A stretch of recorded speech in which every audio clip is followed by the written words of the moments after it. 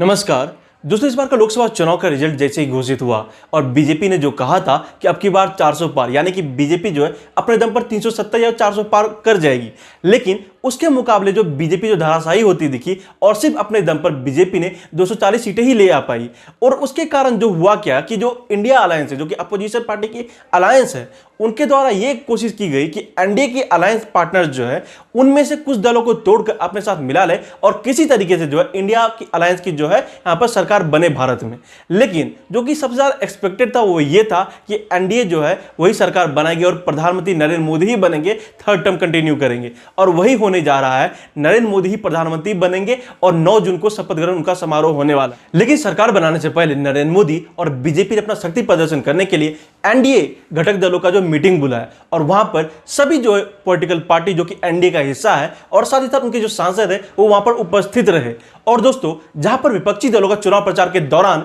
यह कहना था कि इस बार जो है बीजेपी इसलिए अपने दम पर 400 पार करना चाहती है क्योंकि नरेंद्र मोदी चाहते हैं कि भारत का जो संविधान है उसे खत्म किया जा सके। लेकिन यहां पर जो नरेंद्र मोदी ने दिखाया है, जो कॉन्फिडेंस लोगों में लेकर आने की कोशिश किया है, वो ये था कि उन्होंने जैसे ही यहां पर मीटिंग का शुभारंभ किया, वो जो है वहां पर जैसे ही गए वहां पर उन्होंने सबसे पहले संविधान को प्रणाम किया। और इससे जो है ये चीज साबित होता है कि ऐसी उनकी कोई मंशा नहीं थी। हां, ये बात हमें मानना पड़ेगा कि बीजेपी के कुछ नेताओं ने ऐसी उलट-पुलट वाली बातें कही थी, लेकिन ऐसा उनका कुछ, यानी कि जो टॉप लीडरशिप है उनका कुछ मंशा नहीं था। साथ ही साथ आप दोस्तों एक चीज समझिए कि कई सारे जो यहां पर पॉलिटिकल पार्टी जो कि एनडीए का हिस्सा है, जैसे कि जेडीयू और टीडीपी, इनके बारे में यह कहा जा रहा था कि इंडिया अलायंस जो इसमें कोशिश कर सकती है कि उनको किसी तरीके से जो है इंडिया अलायंस में शामिल करवा ले। लेकिन वो जो यहां पर जिस तरीके से एनडीए के जो घटक दल की जो मीटिंग है वहां पर अटेंड किया, साथ ही साथ उनके जो लीडर है, चाहे जेडीयू के लीडर जो है नीतीश कुमार हो या फिर टीडीपी के चंद्रबाबू नायडू हो, दोनों ने जो है नरेंद्र मोदी के जो इतने ज्यादा जो तारीफ किया है,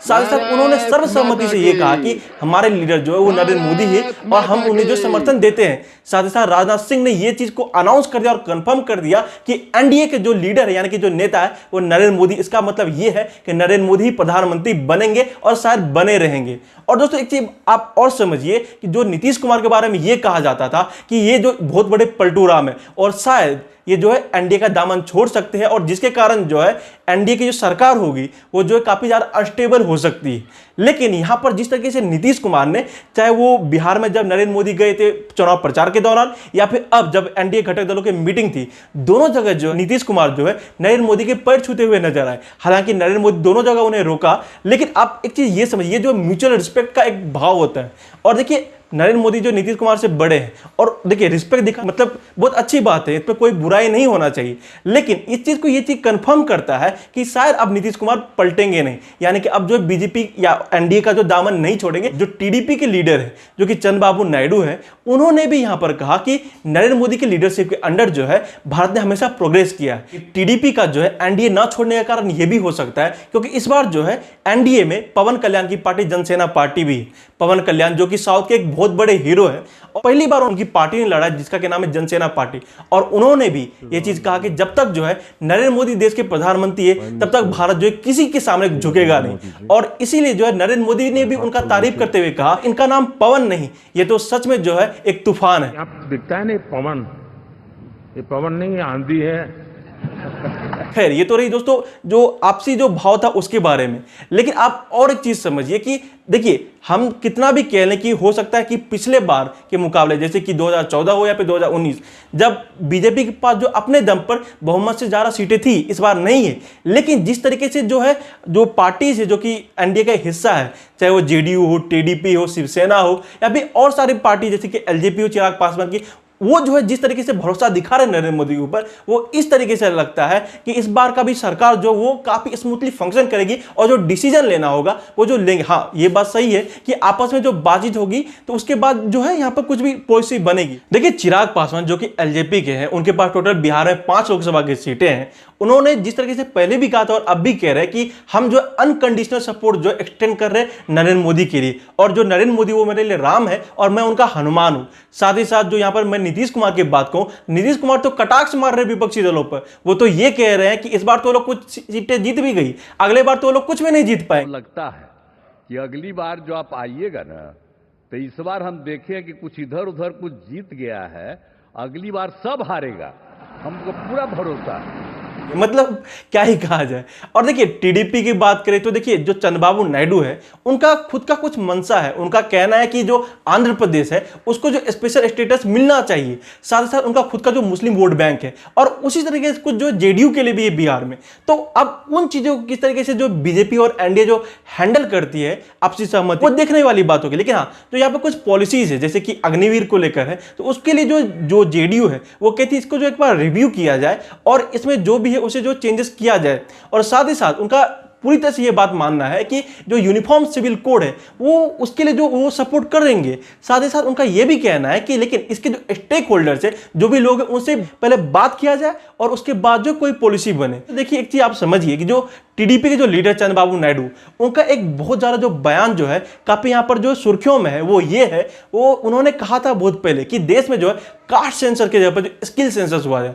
लेकिन इसके अपोजिट हमारे बिहार में नीतीश कुमार, उन्होंने फिर से एक चीज की डिमांड रखी है कि बिहार की तर्ज पर ही जो पूरे देश भर में जो है कास्ट सेंसस किया जाए, और यही तो डिमांड थी इंडिया अलायंस की। अब दोस्तों देखने वाली बात है कि ये पार्टियां जो एनडीए अलायंस की हिस्सा है बीजेपी के साथ किस तरीके से ब्लैकमेलिंग करेंगी या फिर आपसी सहमति से जो 5 साल स्मूथली सरकार चलाएगी। लेकिन आप चीज ये भी समझिए कि नरेंद्र मोदी यहां पर काफी पावरफुल होते हुए दिख रहे हैं, और 1962 के बाद ये पहली बार है कि जब कोई प्रधानमंत्री तीसरी बार बनेगा। और दोस्तों देखिए ये चीज हमें मानना पड़ेगा कि नरेंद्र मोदी के जो स्ट्रॉन्ग होल्ड है वो ये था कि वो अपने मन से कोई भी पॉलिसी बना लेते थे बिना किसी रुकावट के। लेकिन इस बार जो है जैसे ही एनडीए में उनका जो है कम शेयर रह गया है, मतलब जो जहां पर पहले बहुत ज्यादा था वो जो कम हो गया है, क्या वो जो है कुछ उसी तरीके से इस बार भी जो डिसीजन ले पाएंगे, ये देखने वाली बात है। क्या पीओके का मुद्दा इसी तरीके से सुलझाया जाएगा? हालांकि पीओके जो है वो नेशनल जो है मामला है, वहां पर जो पूरी सभी पार्टियां जो एक साथ होनी चाहिए।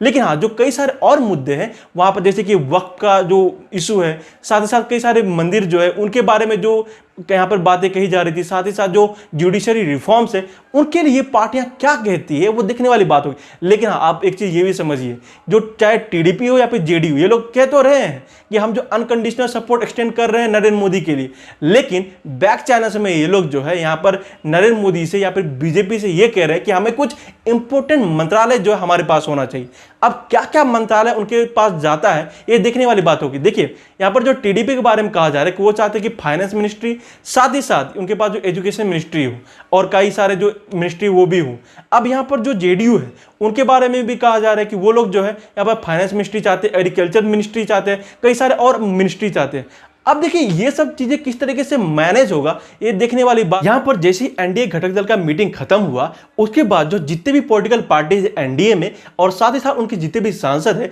सभी ने अपना समर्थन पत्र जो है राष्ट्रपति को दे दिया और उन्होंने कहा है कि हमारा नेता जो है वो नरेंद्र मोदी है और हमारा जो समर्थन है इन्हें प्रधानमंत्री के लिए वो हम दे रहे हैं। और दोस्तों यहाँ पर नरेंद्र मोदी ने यह कहा कि अब तक गठबंधन का इतिहास जो रहा है भारत में, उसमें से सबसे मजबूत गठबंधन की सरकार हम बनाने जा रहे हैं। और दोस्तों ये चीज समझिए आप लोग, ये बात सही है, क्योंकि यहां पर आप चाहे टीडीपी को देख लिया फिर जेडीयू को देख ली, इनमें से अगर एक भी पार्टी रहती एनडीए में तो इनकी सरकार जो स्मूथली चलेगी। लेकिन यही चीजें जो पहले नहीं होती थी, चाहे आप यहां पर इसका बहुत ज्यादा प्राइम एग्जांपल अगर समझते हैं वाजपेयी की सरकार। और दोस्तों यही जो यूपीए में भी हुआ, यूपीए में भी कई सारे पॉलिटिकल पार्टीज थी जो कांग्रेस के साथ थी जब उनकी सरकार थी, तो वो जो एक दूसरे को ब्लैकमेल करते थे, हम आपकी सरकार से हट जाएंगे तो आपकी सरकार गिर जाएगी। तो लेकिन यहां पर वो चीज नहीं होने वाला है, और इसलिए मैं कह रहा हूं कि नरेंद्र मोदी जो इस बार भी, यानी कि जो मोदी 3.0 है उसमें भी बहुत पावरफुल रहने वाले। लेकिन हाँ, मोदी जी ने यहां पर बहुत ही ज्यादा तंज कसा है विपक्षी पार्टियों के ऊपर कि वो जो कहते थे कि जो ईवीएम हैक हो जाता है